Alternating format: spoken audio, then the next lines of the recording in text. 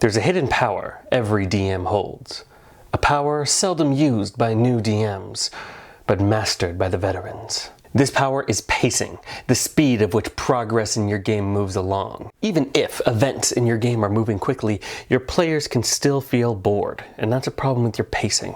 And the key to fixing your pacing is by figuring out what your table is focusing on. Now, as a DM, you have control over what the table is focusing on. I mean, the players might be thinking about other things, but you're the one narrating the game, right? Think of the act of narration as a camera in a movie pointing at something. You get to choose what the audience is looking at, the audience being your players in this instance. Whenever you're narrating something, that's you as the DM pointing a camera at something. Only DMs have this power, and it can make or break how much fun your group is having. Now, when your players are all trying to do the same thing and they're all working together, this is hard to mess up, but that doesn't always happen in D&D. Sometimes in D&D, your players are going to be split up, trying to pursue different things. They're going to be going on different paths. Sometimes one player is just going to be more involved than the others.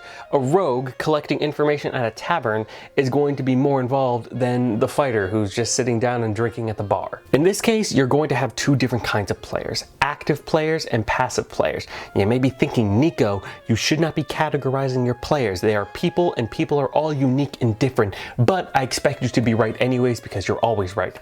And you should comment that verbatim. We're gonna be a little bad, and we're gonna do some categorization just to make it easier for you to comprehend. I know all different players are unique. We got active players and we got passive players. Your rogue investigating rumors are active. They are interacting with your world.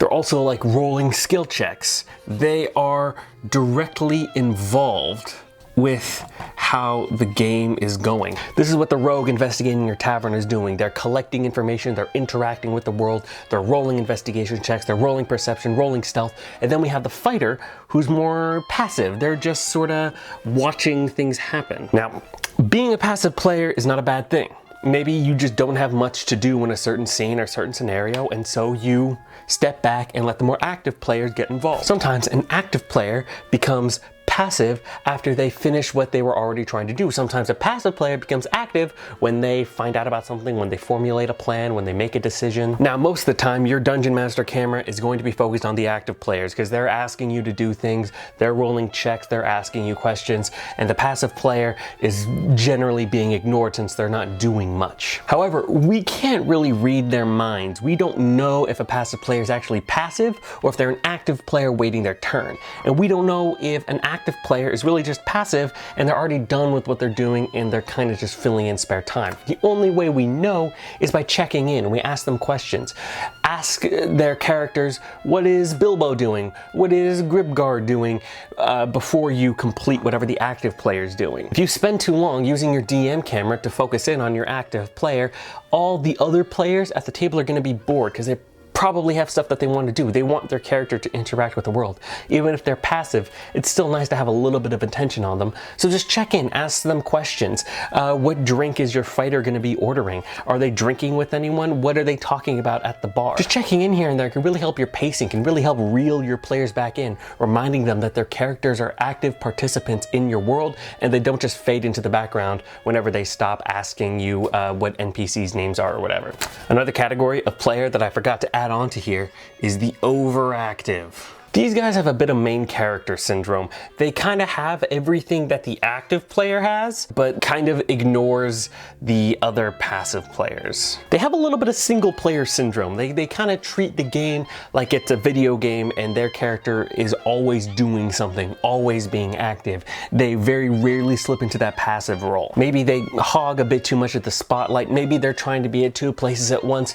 Whatever it is, their character is always going to be involved in the scene, or at least they're trying to make their character involved in whatever scene you're doing. They also get really bored when they are not being active in the scene. I know this because sometimes I am this player. So right now, the tricky part of being a DM is going to be giving your overactive players enough attention so that they don't get bored, but also making sure the rest of the party also has attention, that their player characters are having enough time in the spotlight so that they're not being bored just watching the overactive player do everything. First, I'm going to cover what doesn't work. This is generally what I see novice DMs doing. whenever I'm like watching a stream or participating in an online game. A lot of new DMs make this kind of mistake. What I tend to see other DMs do is that the overactive character has some sort of goal that they're trying to get to. And the DM keeps their DM camera on this overactive player all the way until they reach this goal. And then once they have done it, they check back in with the party and to see what they want to do, and then they follow through the party whatever they're going to be trying to do.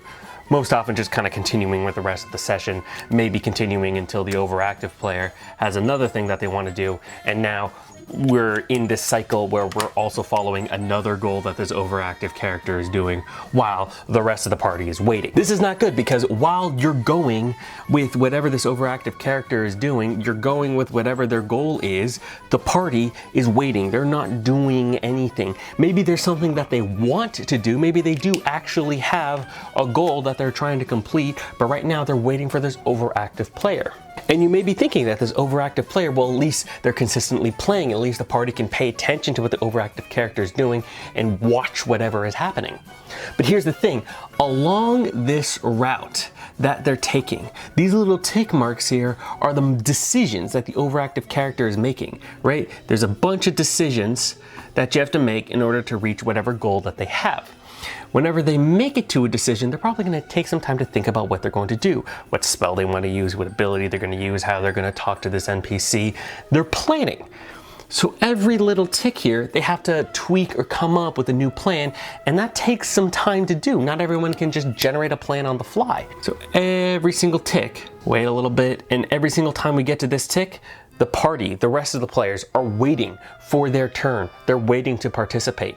And then we're still going with this overactive character until they finally get to do what they wanted to do, and it's super boring. Not boring for the overactive player, not boring for the DM, but boring for everyone else, especially if you're not checking in on them. You see, overactive players tend to be a bit impatient. Now again, I'm not trying to dunk on overactive players. I've been an overactive player before. They just have a lot that they want to do, but they also get impatient when they don't get to do the thing that they want to do, when they're not hitting those ticks, when they're not making that progress. And so they tend to cut in line while the other party is trying to do what they want to do, because there's so much that they want to do. They're always thinking about what their character is going to be doing next, all right? And then once the overactive player starts to cut in line, starts to double dip on their turns, the party members start to cut in front of them, and then now they're cutting in front of each other.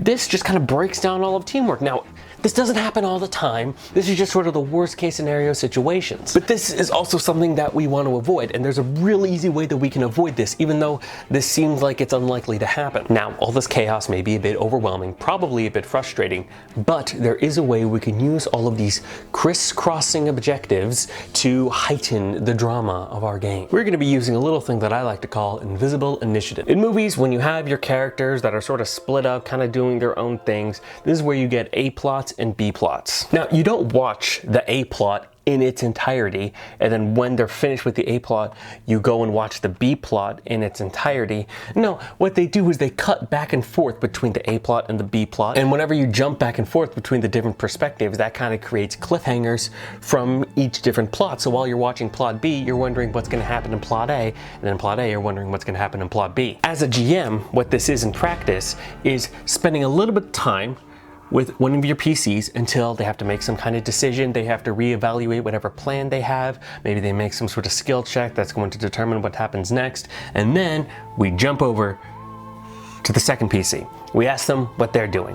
What plan do they have? What are they trying to accomplish? And then after they make some progress there, we're gonna cut back to PC number 3. We say, hey, what is your character doing? This may not even be individual PCs, it could be groups. Maybe you have one group that's scouting ahead, one group that's just sitting back, and then another group that's like negotiating with one of the enemies, right? So you have the wizard, and the wizard is identifying one of the magic items that they found in the dungeon. And we cut to the rogue is scouting ahead, they find a trap. All right, let's disarm the trap. You make a roll, all right, you disarm the trap. Let's see what's happening with the fighter. The fighter is on the lookout, keeping watch from behind. Make a perception check. Oh, what do you see behind you, all right? Now the wizard continuing to identify their magic items. It looks like whatever item they have is part of evocation magic. Oh, what does that mean?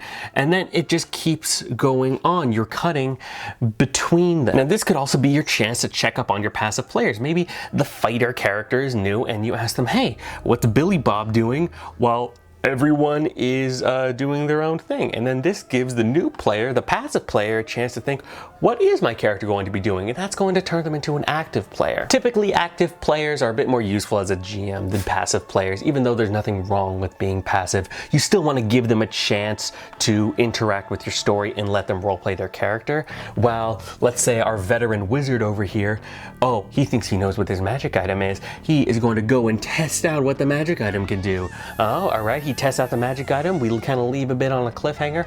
Cut back over to the rogue. The rogue finds a new room and he thinks it's a ritual room and he has to run back over. Oh no, he's caught. We cut over to the fighter who finds the rogue and is roll for initiative, and now everyone is kind of in the same place, and then we meet back up.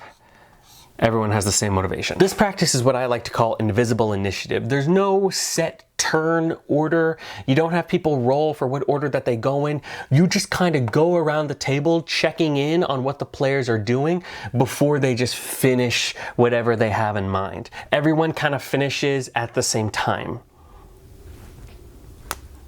It'll take some time as a GM to sort of practice when the right time to bounce over to the next player is going to be. But with time, with practice, you'll find a rhythm. You'll figure out when the best time is to go from the first player to the second to the third back to the first. You can also use this technique to increase the drama, heighten the tension in your games. I'll show you an example. Plot A, plot B. We're going to treat this like a movie with two different plot lines, and we're going to use these two different plot lines to sort of play off of each other, right? Party A probably has some sort of plan to break Party B out of prison. Maybe they take some time to scout ahead. They take a look at what kind of uniforms the guards are wearing. Maybe even they knock out a guard, take the uniform and their keys. And then, once they knock out a guard, we're gonna go over to Party B. Party B here is approached by someone from the rogue's backstory. This person from the rogue's backstory is a rival, part of some sort of prison gang, and they demand tribute. What are they gonna do? It's a question, it's sort of a cliffhanger. How are they gonna get themselves out of this? Now, while they're thinking, what are we gonna do to get ourselves out of this? Party A is making their way through the prison, right? They're disguised as guards, they have some of the keys. While they're sneaking, someone rolls bad, and then a guard catches them. The fighter has to do like a silent takedown, like a Vulcan death grip, in order to take out this guard. Right now they have a dead body with them. What are they gonna do about this dead guard? Who knows? We're gonna jump back to Party B. They start getting in a fight with the rival prison gang, right? They roll for initiative, they do a little bit of combat. This prison gang is trying to extort them. One of the players goes over to one of the prison guards. They find out those guards are hella corrupt, and that the rival prison gang has been paying them off. They find this new piece of information. They have to totally rework their plan.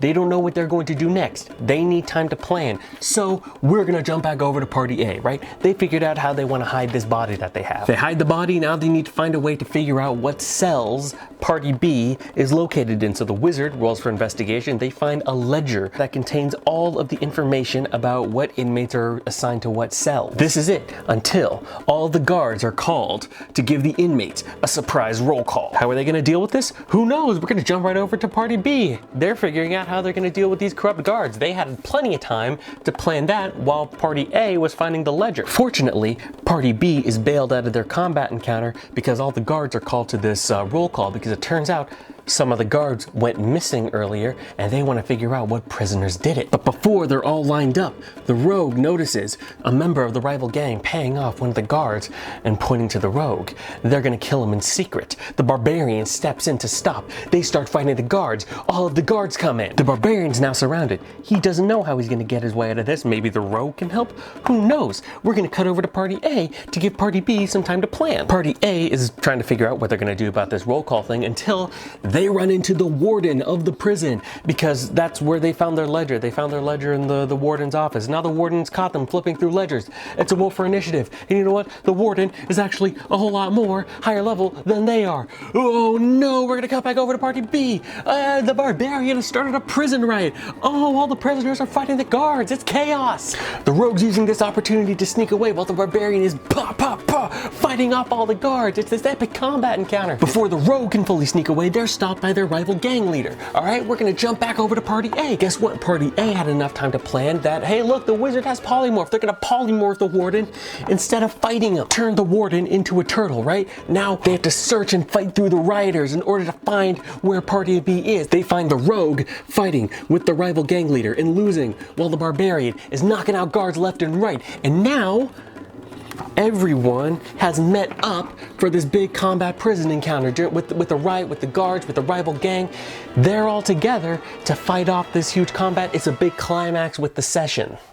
How boring would it be if we just followed Party A throughout this entire experience, looking for ledgers, finding the warden and stuff like that, and Party B just had to sit back and watch? And how boring would it be for Party A, who's planning out this prison break, if Party B just started a prison riot and got out? No, what's important is that both not only get to do what they want, but there's a linear progression, and sometimes their decisions are affecting the others, right? There would never have been a surprise roll call if Party A hadn't knocked out the other guards. So not only does each party get their turn, they get checked in on for what they're doing, but also their decisions are affecting each other's. This can work with any kind of situation, with any kind of stakes, whether it's the party making their way through a new city, or if they're fighting their way through the bowels of an archlich's lair. Enough practice using Invisible Initiative, you can give every player the spotlight that they need to be engaged with your story. If this video has been helpful and you've seen other videos and it's been helpful, you should maybe subscribe, maybe even join the Patreon. Here are all the patrons. They're super helpful. They have an exclusive D&D campaign that I run for them that we have on the Discord.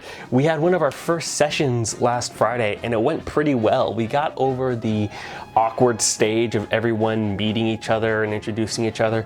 We got over that pretty quick, like surprisingly quick. I thought it'd be like at least a couple sessions until everyone kind of fully got over that, but it took like 30 minutes for everyone to be like sort of fully comfortable with role-playing with each other. The session was also pretty fun, except for that warlock that got hit with a nat 20 from the enemy, and it was a nat 20 inflict wounds, and they got like quadruple killed. They had like 8 hit points. They took like 33 points of damage. But the rest of the session, that was a blast. You should just join the Discord in general. It's a good time. There's good discussion on there. I also run some one-shots from time to time, so you should take a look at that. Aside from that, subscribe, watch this video. This is also a pretty good video. I highly recommend you watch this video. Yeah, I know, right? You should click on it. Okay, bye. That's so dumb.